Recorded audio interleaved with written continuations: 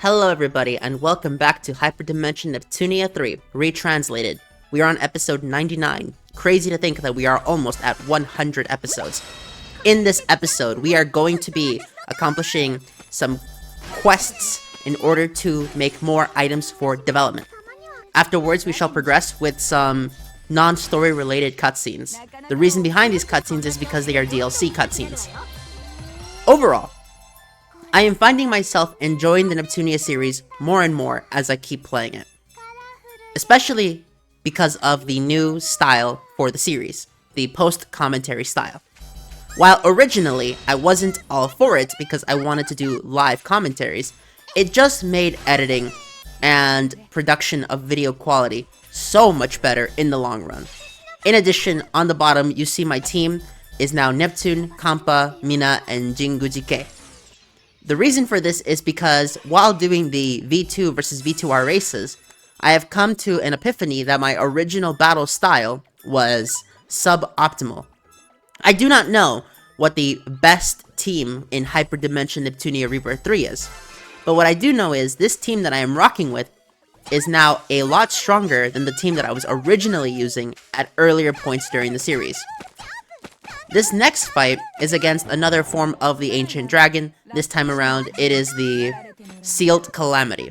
The Sealed Calamity boss fight will have some speed up in it because these big enemies require a lot of damage to actually take down. Therefore, for the sake of demonstrating that they are huge, they will be seen for a little bit. But once it gets to a certain point, they will have speed up. This will be reserved only for plans and quest enemies. Story bosses will not have speed up at any point. To my knowledge. It's possible that I may have sped up the Deity of Sin fight in episode 100, but that is only something that will happen if the episode gets too long. I did promise longer episodes, and the reason behind that is because I noticed that the 30-minute episodes were a lot easier to digest as a TV show than the 15-minute ones. The reason is because due to the original episode length, I would occasionally cut off during story sections, and thus make it a lot harder to follow the story of the game. The commentary itself was perfectly serviceable at the time, but now I think we can do better. The goal is to create higher quality content as this series progresses. I don't want to simply make more and more content when it isn't possible to keep it at that quality for too long. If I want to grow, I need to make better content. Here's where the speed up now takes effect. As you can see, you're still seeing the same animations, so nothing new is really being shown. But if anyone is curious, this is the sped up footage, and it really does show that the Neptunia combat system is really good for moments of playing by yourself, but commentating over this combat system is not as fun as I would have liked. In addition, we have now realized that I didn't just need to defeat it, I also needed it to drop the item. I refuse to do that on camera as that will take too long, so I am just leaving it here, and we will now move on to cutscenes. Funny thing about these cutscenes is that it talks about the children having been kidnapped, and yet, the more we go further into the story, the more and more the children actually stay within the story. It's just a little funny thing that I've noticed about the game itself. Nothing too special otherwise. Overall, I have to ask all of you, what is your favorite main series Neptunia game?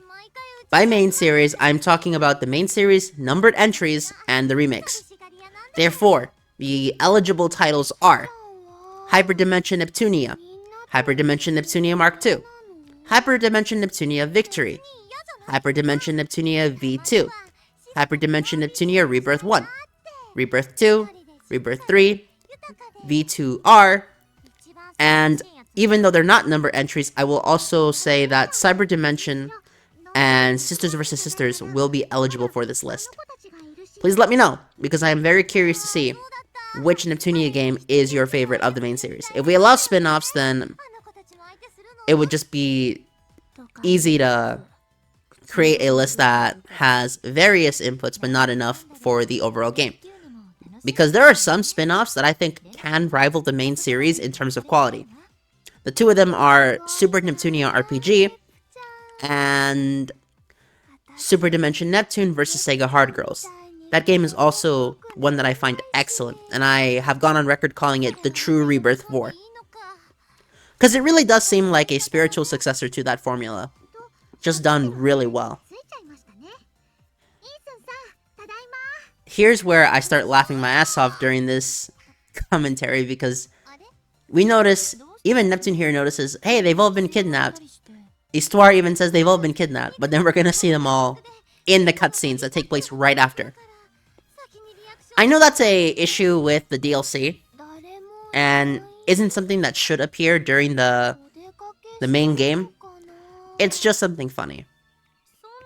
I actually ported Victory to the PC, but I realized that Rebirth 3 is the better package, so I decided to just take it off. I will say that for Rebirth 1 versus the original, and Rebirth and Rebirth 1 Plus, I will always take the original Neptunia, because it's a lot, how should I put it? It's different, okay?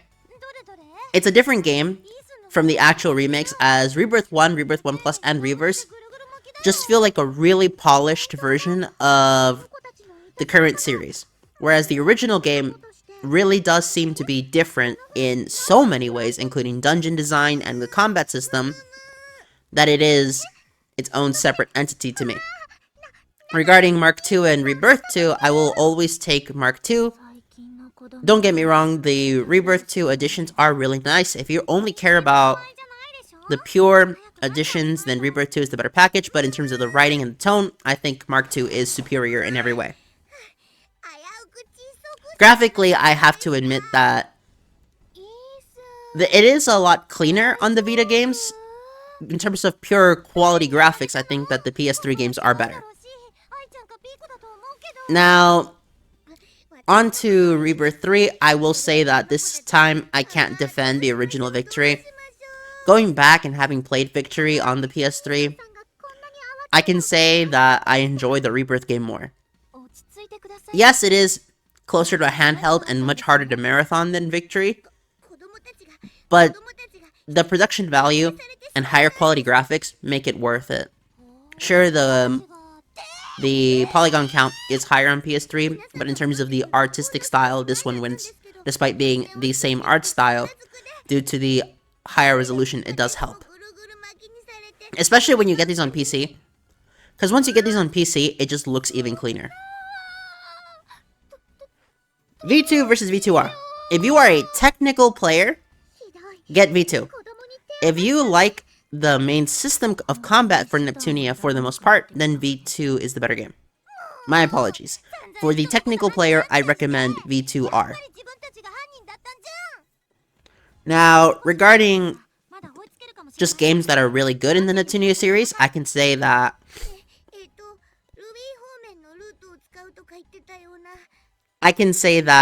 Neptunia RPG is really good. It's a game that I wish was canon, despite it not being canon. And that is its biggest issue, in terms of how I praise that game. It's a game that I want to be canon. I really do. But it would break the canon to have that, so it's not. And of course, other games in this series include Super Dimension Neptune vs. Sega Hard Girls. If you're a fan of the Sega Hard Girls anime, I recommend watching it. If you haven't, and if you are a fan, then I recommend playing it. It's really good.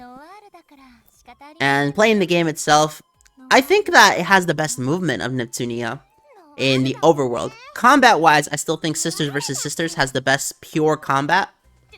But movement, it's so good in Super Dimension Neptune vs. Sega Hard Girl. If we had that movement in the main series, including the run button, with the Sisters vs. Sisters combat, but let's just say that it was completely free roam, so instead of having dungeons in a menu, you could explore all of game industry on foot, or flying. That would be so cool to me.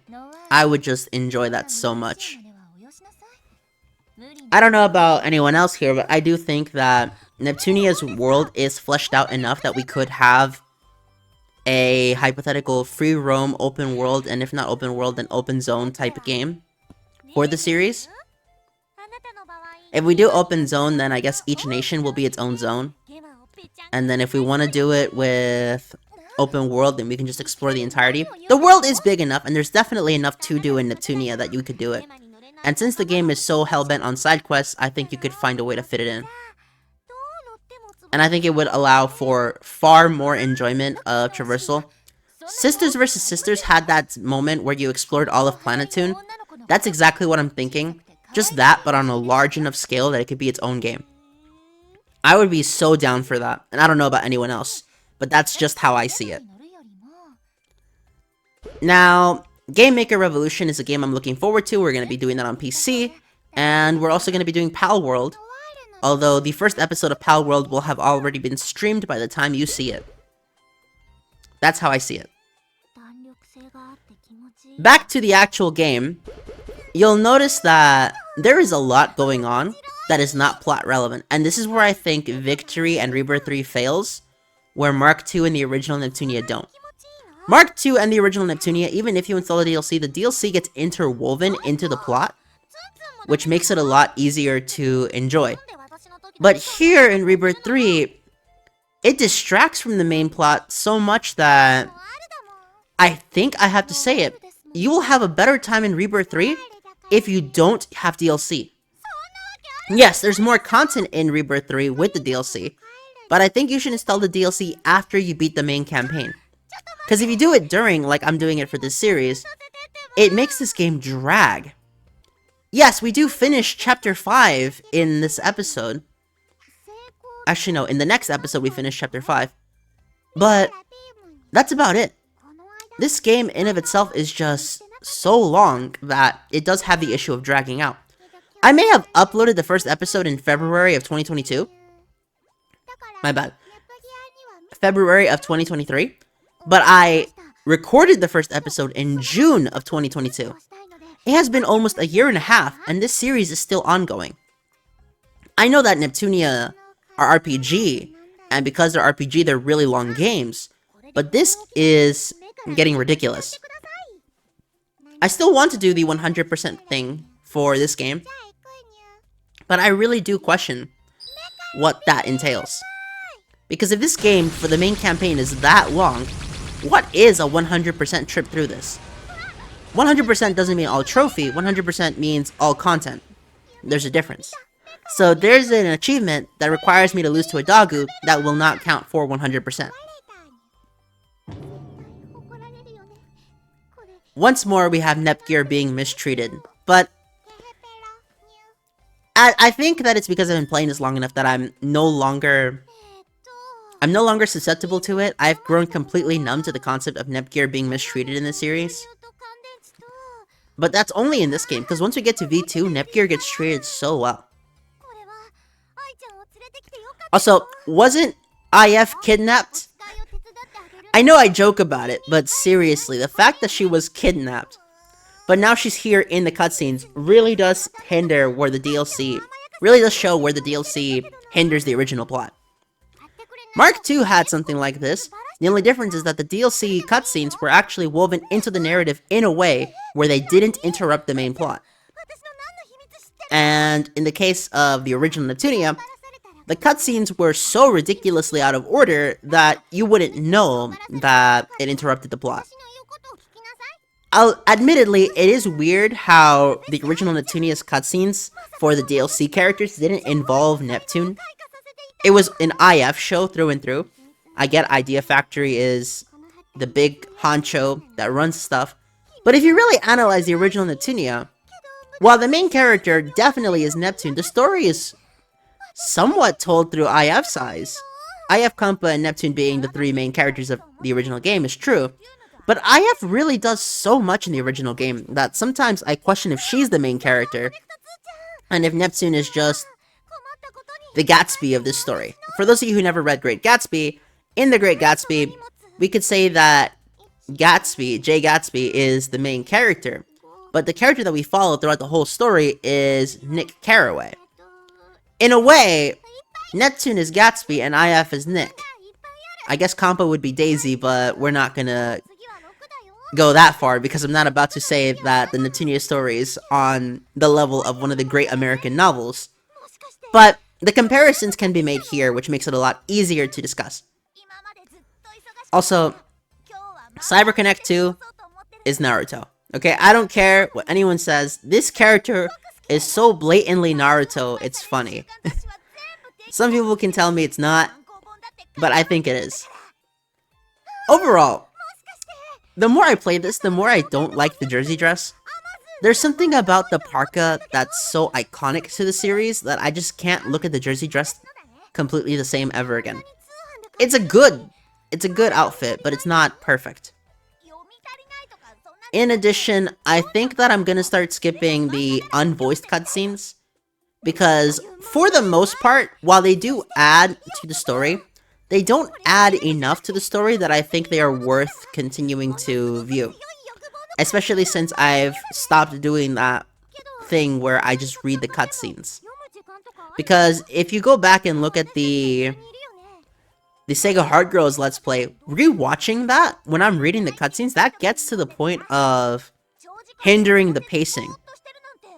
I'd rather just read them during my own playthrough, and then somewhat summarize what's going on. Also, Socrates and Plato are confirmed canon in this scene by Neptune. So yeah, Socrates and Plato exist in the Neptunia universe. I don't know if that adds anything to the story, but it's just something funny that they put in the game. I don't know about anyone else here, but I do like that. Rebirth 3 is this game that I don't know how to place it.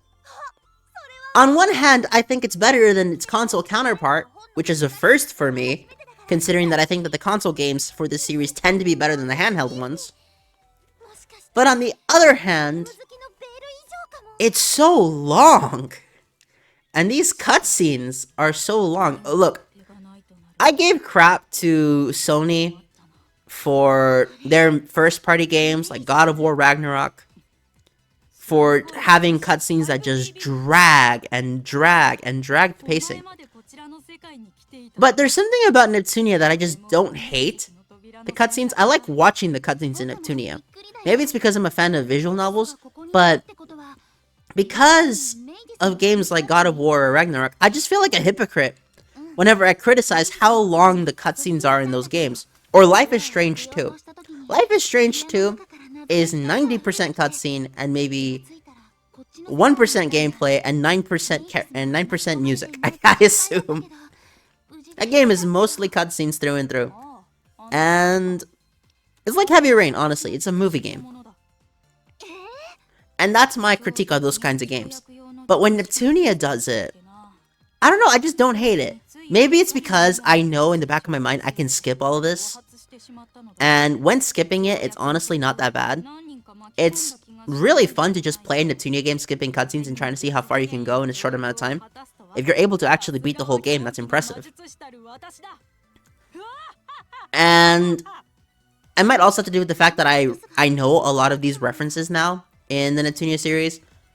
Maybe why I didn't find the writing of Sisters vs. Sisters to be as good has to do with the fact that I didn't know all of the references.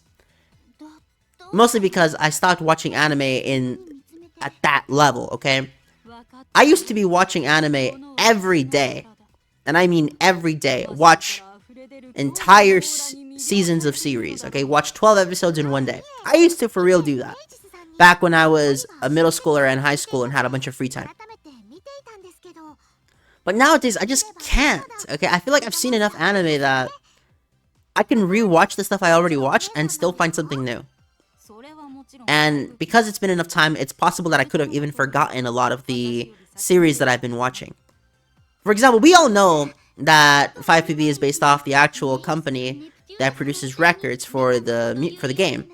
And we know that Magus is supposed to be Hou and Kyoma from Steins Gate. That's blatantly obvious. Although every time I look at Magus, I just think to myself, man, I wish Gust came back. I really wish Gust came back, because Gust was such a good character in the first two games that every time she's gone now, I don't want her to be gone, I want her to be around. It really is a shame that they're no longer canon. I still think that they're canon in the same sense that they exist in the story, but whether or not they're relevant to the main plot isn't really the big factor. I am looking forward to Game Maker Revolution, mind you. Don't get me wrong, Sisters vs. Sisters is in my favorite games list, and it might actually be one of my favorite games of, not just the Neptunia series, but just one of my favorite action games to play. I do think that the combat in that game is fun, albeit extremely easy. But still, when I think more and more about it, I find that this game is just crazy. Absolutely nuts with how it works. Now I'm trying to remember if I actually did speed up the Deity of Sin fight in the next episode, because next episode is episode 100, baby! Episode 100 on the channel, I'm so excited. I do wonder how that will go by the end of it. Because rewatching this series is gonna be an absolute nightmare for me when I decide to sit down and actually do that. I'm just thinking, would I keep my sanity rewatching this entire series from beginning to end? Or would I actually want to do a time-lapse where, for those of you who watch Etho's Lab in the early 2010s, every 100 episodes he would do a recap episode just to get people caught up so that they can start there. Because even he realizes that making you watch a 600 episode Minecraft LP would get annoying. Especially because not everyone has enough time. Don't get me wrong, I rewatched all of Etho's Lab during the government lockdowns of 2020. Because I had nothing to do. So I rewatched that entire saga and I enjoyed it from beginning to end. But this, I don't know. I think that I would have to do a recap episode. I know that doing a recap episode wouldn't be the most fun thing in the world, but if it makes it easier to catch up to this series, I think it's worth it. But that's just me. The recap episode would probably be an hour long, probably. And I don't want it to be an hour long, but if it's gonna be, it's gonna be. So that's really where we stand. I'd rather it isn't, because this is one of my favorite series that I've been recording. And man, if I go back and watch the first episode, my microphone quality was horrendous. You could tell what I was saying, but in terms of editing and even still audio mixing, it wasn't very good. Look at all these cutscenes. Weren't we just in the midst of a kidnapping case? Why is everyone so chill? Also, we finally get Falcom, and at this moment I realize how grossly overleveled I am. Considering you get Falcom in her low 30s, I believe, the fact that I'm almost at end game level caps really does go to show how many side quests there are in this game. This game has the same problem that Omega Ruby has, where if you actually do all the side content, the main content stops being fun. Maybe it's just me, but I genuinely think that Omega Ruby is a great Pokemon game. Through and through. From beginning to end, I enjoy everything except the post-game. Even I like Zinnia, but once you do the Zinnia post-game, it stops being fun, okay? That's just my opinion. I don't know how anyone else thinks. Some people probably like it, just personally, I don't. But the main quest is so fun that I genuinely am glad I didn't focus on side activities during my playthrough. Because if I did, I probably would have ruined it. I've seen people do an analysis of Omega Ruby. There was this guy called Gema, I believe, who did a 7-hour review of that game. And it showed that that game is excellent, but the biggest flaw in that game is the same flaw that I had in this game. If you do all the side content, it's not a hard game. It's a really easy game. Now, don't get me wrong, some of the side content in this game is ridiculous. In Chapter 3, there's an enemy that you're supposed to defeat, and it's level 90-something. And it's a case of, I finished the quest by avoiding it. I just got the item instead of fighting it head-on. But this game has that issue where if you do the side quest, you are so ridiculously overpowered that the main campaign stops being as difficult. Now, between the two Falcoms, I have to say I prefer younger Falcom's design. I just like longer hair on female characters. I do. Maybe this is why a lot of modern Hollywood movies, I just haven't been enjoying the actresses much. I don't like short hair on women. That's just me. Okay, everyone's up to their own opinion. If you like short hair on women, more power to you. I really don't care. It's just a personal taste. Okay? And also the outfit. I think that the outfit of younger Falcom is much more appealing to the eyes than older Falcom's outfit. And also that headpiece, I don't know. It's just not doing it for older Falcom. I don't like it. And the scarf is cool. I know that this is completely off topic for the actual main story, but this story itself is already off topic during the actual episode. And this series really does show off how much of Neptunia is just cutscenes. Just skipping cutscenes, I found a run. This guy did a Hyperdimension Neptunia 1 playthrough, where he finished it in under 4 hours. And I said to myself, under 4 hours? That game is ridiculously long. I thought it was. I legitimately thought. My first playthrough of Hyperdimension Neptunia on PS3 was 240 hours. Now mind you, I went out of my way to do everything. I did side quests, I grinded for a bunch of levels, I even got the true ending. But 240 hours is a lot. The fact that someone was able to shrink it down to less than 4 hours was phenomenal. I thought that was super cool, and I did my own attempt. I managed to beat the game in 9.5 hours, which is a lot faster than my original time, but still. I didn't realize how much of it was just that cutscenes dragged out my experience. Now the thing is, there is still enough gameplay in this series that it is a lot of gameplay. So it does justify having long cutscenes. It doesn't have the Metal Gear Solid 4 issue of being 80% cutscenes and 20% gameplay. Now this game is 50-50. I'm just editing out a lot of gameplay because a lot of the gameplay that you see is quite repetitive. Especially because a lot of the gameplay that I am doing off camera is the equivalent of wild battles in Pokemon. And I edit out wild battles in Pokemon now, unless it's something interesting. But that's just how I see it. Also, this ice cream thing was really cute. I liked how this cutscene plays. It's so sweet. And it's one of those things that I wish more games had. Just moments of kindness among the characters.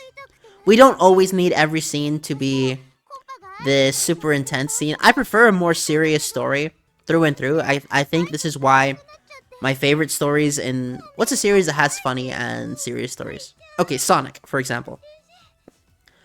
My favorite stories in Sonic are Adventure 1 and 06. Now, don't get me wrong, Adventure 2 story is great, but I just prefer watching 06's story. And Adventure 2 story on a writing level would be better than 06's, but I just like the tone of Adventure 1 and 06. There's something about that tone that really gets me invested in the series.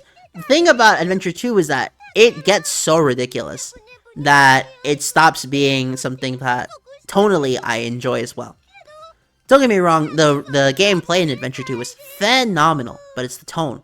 And I like Frontiers' story. I know that a lot of people recently have gone and attacked the Frontiers story in 06, in Sonic Frontiers, because it's not hyper action. But the thing is, the reason for that is because the gameplay had all the action, and the cutscenes were all the story. So I'm okay with how they did it there. Don't get me wrong, 06 and Adventure 1 had action during their cutscenes as well, but you still played most of it. I just think that people wanted more action in the cutscenes as well, because I'll admit, Frontiers as a character narrative of the Sonic series is really good, but if you don't care about the characters, then it falters really badly. And the whole Sage story really doesn't make a lot of sense unless you read the egg memos, which you can only get through fishing. A completely optional activity. Still, it's nice. Meanwhile, the more comedic stories of that series, like Sonic Colors, Sonic Lost World, I can't get behind those, okay? It's just not as entertaining to me. Gameplay-wise, I don't like either of those. Heroes is an example of, like, a comedy story that had good gameplay, so I like it. But the story, I wasn't invested in the story, which is probably why I don't replay it as much. But it's still mostly a gameplay experience, so I can respect Heroes for that. Neptunia has the same thing. My favorite stories in Neptunia are the first two, Hyperdimension Neptunia on the PS3, and Hyperdimension Neptunia Mark II on the PS3. And don't get me wrong, while I enjoy that V2 and V2R brought back the tone, the quality of writing and the character direction just wasn't the same for me. And because of that, it just wasn't hitting. And Victory completely throws out the tone. I was laughing my ass off in this game, don't get me wrong. And in the next episode, for those of you who have played this before, know exactly where we're about to go to. This is a scene where I laughed my ass off, and so did a lot of people, like Lost Pause. But in giving us that comedy, the tone was sacrificed, and the tone of this game is just not serious. I think this is the game that made people say, stop taking it so seriously, it's a nap game. When previous games in the series didn't have this issue. Rebirth 3 and Victory had that issue of, it's a nap game, don't take the story too seriously, where it started to bother me. Because V2 once again tried to take it seriously, and it did work. In fact, I think V2 is the best introduction to the series from a gameplay level. I still think narrative-wise, the original Rebirth 1 is really good for narrative, if you're a first-time player. But I don't like Rebirth 1 at all. I think Rebirth 1 is such an inferior product to the original game that I just cannot recommend it to people. But that is a fringe opinion. I know that more people will say, play Rebirth 1 or Reverse, it's better than the original, go do that. And don't get me wrong, quality of life, yes, Rebirth 1 is a superior game. The biggest quality of life improvement of Rebirth 1 is the ability to skip cutscenes. For people who do replays, okay, fine, they got me there. But I think that because of how simplified it got, it just wasn't as fun for me. And I think that the tone took a hit. Rebirth 1 really started that whole everybody's breaking the fourth wall like crazy issue. Don't get me wrong, Neptunia has always had fourth wall breaks, but it never got to the point where it was annoying with me. Rebirth 1 started to piss me off at some points, especially if you have the DLC installed. But that's just me. I know that everybody's different. I know all the arguments for why Rebirth 1 is the better game to most people, but that's just me. I will see you all next time with episode 100 of Hyperdimension Neptunia Rebirth 3.